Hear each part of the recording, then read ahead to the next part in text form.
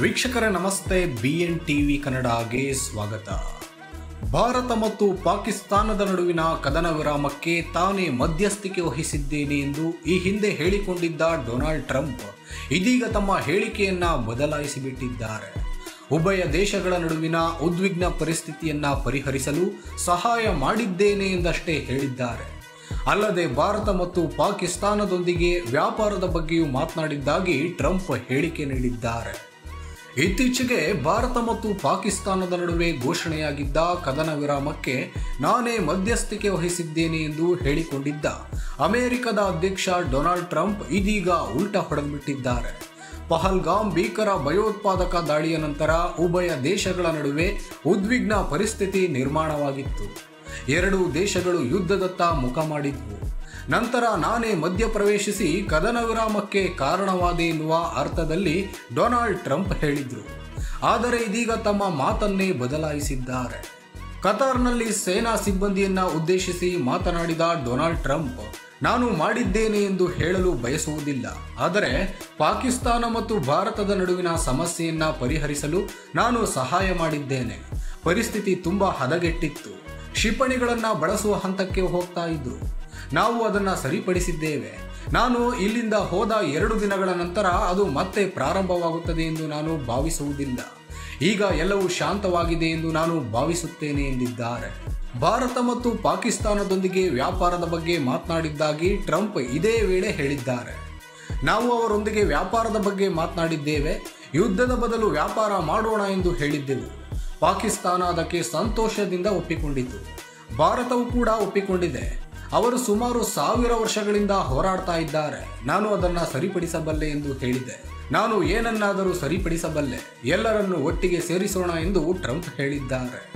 ಇನ್ನು ಈ ಹಿಂದೆ ಕದನ ವಿರಾಮದ ನಂತರ ಡೊನಾಲ್ಡ್ ಟ್ರಂಪ್ ನಾನು ಮಧ್ಯಸ್ಥಿಕೆ ವಹಿಸಿದ್ದೇನೆ ಎಂದು ಹೇಳಿಕೊಂಡಿದ್ರು. ಅಮೆರಿಕದ ಮಧ್ಯಸ್ಥಿಕೆಯಿಂದಾಗಿ ಭಾರತ ಮತ್ತು ಪಾಕಿಸ್ತಾನವು ಕದನ ವಿರಾಮಕ್ಕೆ ಒಪ್ಪಿಕೊಂಡಿವೆ ಎಂದು ಘೋಷಿಸಲು ನಾನು ಸಂತೋಷ ಪಡುತ್ತೇನೆ.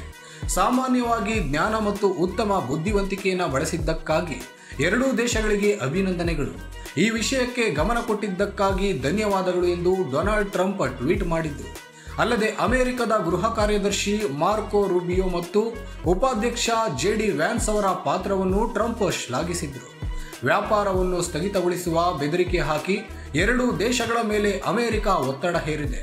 ಶಾಂತಿ ಸ್ಥಾಪಿಸಲು ವ್ಯಾಪಾರವು ಸಹಾಯ ಮಾಡಿದೆ ಎಂದು ಟ್ರಂಪ್ ಹೇಳಿದ್ರು. ಕದನ ವಿರಾಮವನ್ನ ದೊಡ್ಡ ರಾಜತಾಂತ್ರಿಕ ಯಶಸ್ಸು ಎಂದು ಬಣ್ಣಿಸಿದ್ದ ಅವರು ತಾವು ಸಂಭಾವ್ಯ ಪರಮಾಣು ಯುದ್ಧವನ್ನ ತಡೆದಿದ್ದೇನೆ ಎಂದು ಮೀಸೆ ತಿರುವಿದ್ರು. ಆದರೆ ಡೊನಾಲ್ಡ್ ಟ್ರಂಪ್ನ ಈ ಹೇಳಿಕೆಯನ್ನ ಭಾರತ ಬಲವಾಗಿ ತಳ್ಳಿ ಹಾಕಿತ್ತು. ಅಮೆರಿಕದ ಮಧ್ಯಸ್ಥಿಕೆ ಅಥವಾ ವ್ಯಾಪಾರದ ಒತ್ತಡದಿಂದ ಕದನ ವಿರಾಮವಾಗಿಲ್ಲ ಎಂದು ಭಾರತ ವಿದೇಶಾಂಗ ಸಚಿವಾಲಯ 6 ಅಂಶಗಳ ವಿವರವಾದ ಹೇಳಿಕೆಯನ್ನ ಬಿಡುಗಡೆ ಮಾಡಿತ್ತು. ಭಾರತ ಮತ್ತು ಪಾಕಿಸ್ತಾನದ ಮಿಲಿಟರಿ ಕಾರ್ಯಾಚರಣೆಗಳ ಮಹಾನಿರ್ದೇಶಕರ ನಡುವೆ ನೇರವಾಗಿ ಮಾತುಕತೆ ನಡೆದು ಕದನ ವಿರಾಮ ನಡೆದಿದೆ. ಇದರಲ್ಲಿ ಯಾವುದೇ ವ್ಯಾಪಾರದ ಮಾತುಕತೆ ಅಥವಾ ಅಮೆರಿಕದ ಬೆದರಿಕೆ ಇರಲಿಲ್ಲ ಎಂದು ಸಚಿವಾಲಯ ಸ್ಪಷ್ಟಪಡಿಸಿತ್ತು. ಕಾಶ್ಮೀರವು ದ್ವಿಪಕ್ಷೀಯ ವಿಷಯವಾಗಿದ್ದು ಭಾರತ ಮತ್ತು ಪಾಕಿಸ್ತಾನ ಮಾತ್ರ ಅದನ್ನು ಪರಿಹರಿಸಿಕೊಳ್ಳಬೇಕು. 3ನೇ ವ್ಯಕ್ತಿಯ ಮಧ್ಯಸ್ಥಿಕೆಯನ್ನ ಭಾರತವು ಒಪ್ಪುವುದಿಲ್ಲ ಎಂದು ಹೇಳಿತ್ತು. ಭಾರತದ ವಿರೋಧದ ನಂತರ ಇದೀಗ ಡೊನಾಲ್ಡ್ ಟ್ರಂಪ್ ಕೂಡ ತಮ್ಮ ಹೇಳಿಕೆಯನ್ನ ಬದಲಾಯಿಸಿಕೊಂಡಿದ್ದಾರೆ. ಭಾರತದಲ್ಲಿ ಆಪಲ್ ಸಂಸ್ಥೆ ನಿರ್ಮಾಣ ಮಾಡುವುದು ನನಗೆ ಇಷ್ಟವಿಲ್ಲ. ಇನ್ನು ಭಾರತದಲ್ಲಿ ಆಪಲ್ ಫ್ಯಾಕ್ಟರಿ ತೆರೆಯಬೇಡಿ. ಭಾರತವನ್ನ ಕಟ್ಟಿ ಬೆಳೆಸುವ ಸಾಹಸವನ್ನ ಮಾಡಲೇಬೇಡಿ. ಅವರ ದಾರಿಯನ್ನ ಅವರು ನೋಡಿಕೊಳ್ತಾರೆ ಎಂದು ಆಪಲ್ ಸಿಇಒಗೆ ಅಮೆರಿಕ ಅಧ್ಯಕ್ಷ ಡೊನಾಲ್ಡ್ ಟ್ರಂಪ್ ಹೇಳಿಬಿಟ್ಟಿದ್ದಾರೆ.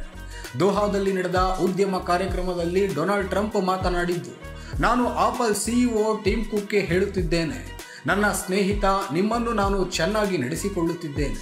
ನೀವು $500 ಬಿಲಿಯನ್ ಹೂಡಿಕೆ ಮಾಡಲು ಮುಂದಾಗ್ತಾ ಇದ್ದೀರಿ. ಆದರೆ ಅದನ್ನು ಭಾರತದಲ್ಲಿ ಹೂಡಿಕೆ ಮಾಡ್ತಾ ಇದ್ದೀರಿ ಎಂಬುದನ್ನು ತಿಳಿದುಕೊಂಡೆ.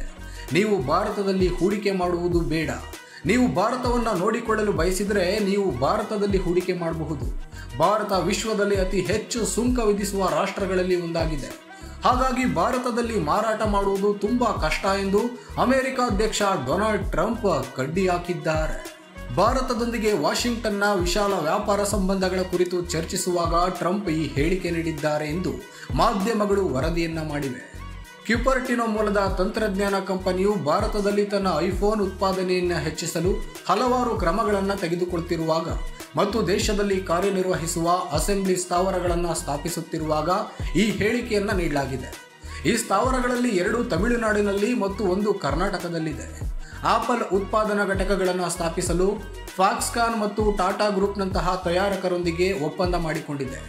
ಕಂಪನಿಯು ಏಪ್ರಿಲ್ನಿಂದ ಹೈದರಾಬಾದ್ನ ಫಾಕ್ಸ್ಕಾನ್ ಸ್ಥಾವರದಲ್ಲಿ ರಫ್ತುಗಾಗಿ ಏರ್ಪಾಡುಗಳನ್ನು ಉತ್ಪಾದನೆಯನ್ನು ಪ್ರಾರಂಭಿಸಲು ಯೋಜಿಸುತ್ತಿದೆ ಎಂದು ಹೇಳಲಾಗಿದೆ. ಮೂಲಗಳ ಪ್ರಕಾರ ಐಫೋನ್ ತಯಾರಕ ಕಂಪನಿಯು ತನ್ನ ಮಾರಾಟಗಾರರ ಮೂಲಕ ಮುಂದಿನ 3 ವರ್ಷಗಳಲ್ಲಿ ಭಾರತದಲ್ಲಿ 5 ಲಕ್ಷಕ್ಕೂ ಹೆಚ್ಚು ಜನರಿಗೆ ಉದ್ಯೋಗವನ್ನು ನೀಡುವ ನಿರೀಕ್ಷೆ ಇದೆ. ಪ್ರಸ್ತುತ ಆಪಲ್ನ ಮಾರಾಟಗಾರರು ಮತ್ತು ಪೂರೈಕೆದಾರರಲ್ಲಿ ಭಾರತದಲ್ಲಿ 1.5 ಲಕ್ಷ ಜನರಿಗೆ ಉದ್ಯೋಗ ನೀಡುತ್ತಿದ್ದಾರೆ. ಆಪಲ್ಗಾಗಿ 2 ಸ್ಥಾವರಗಳನ್ನು ನಡೆಸುತ್ತಿರುವ ಟಾಟಾ ಎಲೆಕ್ಟ್ರಾನಿಕ್ಸ್ ಅತಿದೊಡ್ಡ ಉದ್ಯೋಗ ಉತ್ಪಾದಕವಾಗಿದೆ. ಒಟ್ಟಿನಲ್ಲಿ ಭಾರತದ ವಿಚಾರದಲ್ಲಿ ಡೊನಾಲ್ಡ್ ಟ್ರಂಪ್ ಉಲ್ಟಾ ಹೊಡೆತಿರೋದಂತೂ ನಿಜ.